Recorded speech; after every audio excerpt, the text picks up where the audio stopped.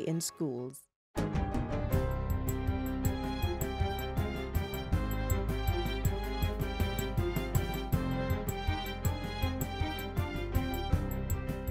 Good day, I'm Stephen McHugh, and this is your JIS News for Friday, January 12. Provisional data from the Jamaica Tourist Board, JTB, show a record 4.3 million tourists have visited Jamaica in 2017.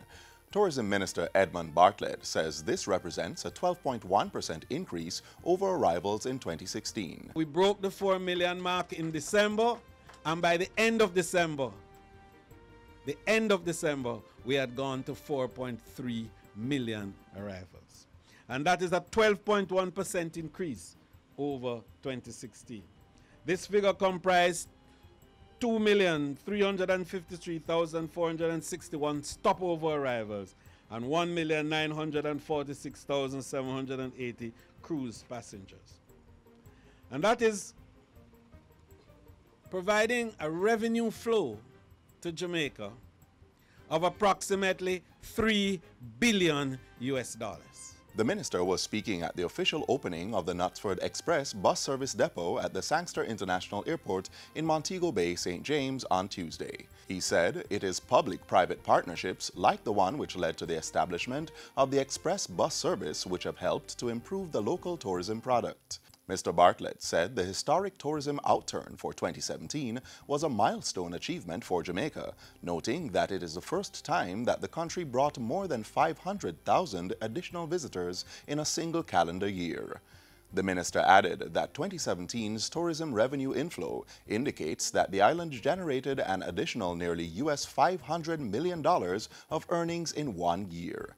The minister has lauded the industry stakeholders, including entrepreneurs and workers, for their collective contribution to the exponential growth in visitor arrivals and earnings. Relief supplies of food and other necessary items have been airlifted to residents marooned in the flood-ravaged communities of Bourbon and Maidstone in Portland. For nearly a week, the communities have been cut off from vehicular access as heavy rains have left certain areas under 15 feet of water. This has forced residents to traverse the communities with the use of makeshift rafts. Bourbon and Maidstone are still experiencing light to moderate showers, which has impeded work to fully restore the communities and to allow water runoff. The local government ministry, the National Works Agency, and other first responders have managed to clear other road blockages in the parish, rendering access to at least single-lane traffic in some communities. Persons traveling to the parishes of Portland and St. Mary are being advised to exercise caution due to the continued rainfall adversely impacting the communities. Energy Minister Dr. Andrew Wheatley says the Jamaican government will be working to ensure continued growth of Petrojam as part of its commitment to the country's energy security. Minister Wheatley was speaking at the opening of Petrojam Limited's new administrative office in Montego Bay, Freeport on Tuesday. We are committed to the refinery upgrade.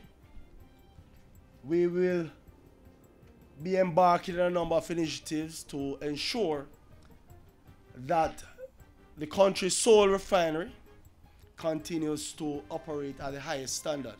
Minister Wheatley lauded Petrojam on the opening of their new administrative office, which was named in honor of the company's first Montego Bay terminal supervisor who passed away in November 2011.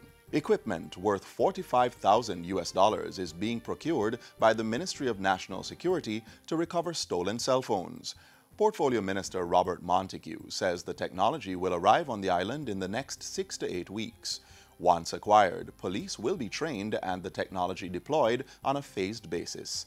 In addition to that, the ministry will be proceeding to launch a website so persons can register their phones. So if your phone is stolen and you're outside of the zone we're operating in initially, we can lock down the phone so that the phone just becomes a paperweight to the person who would have stolen the phone. It's estimated that some 2,400 cell phones are stolen annually. Minister Montego was speaking Thursday as he handed over 14,000 commemorative pins in recognition of the 150th anniversary of the Jamaica Constabulary Force. I just encourage all members of the JCF to wear this pin with pride because it is, in fact, a milestone in our history. And finally, Saturday, January 13 is the final day for payment of outstanding traffic ticket fines. Tax Administration Jamaica, TAJ, says offices island-wide will be open on Saturday to accommodate the payments. Opening hours for offices in Santa Cruz, St. Elizabeth, downtown Kingston, Constant Spring, St. Andrew, Montego Bay, St. James, and Spanish Town, St. Catherine are between 10 a.m. and 2 p.m.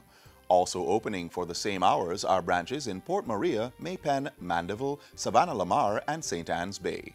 Meanwhile, the TAJ says the Portmore Tax Office will continue its regular Saturday opening time from 10 a.m. to 4 p.m. Motorists can also choose to make payments online using the designated e-tax spots at any of the listed locations.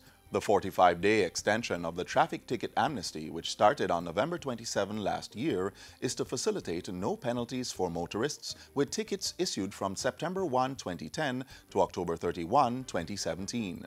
The TAJ says it has collected approximately $150 million in outstanding traffic fines since the start of this phase of the amnesty on November 27, 2017. And that's it for JIS News Today. I'm Stephen McHugh. Thanks for watching.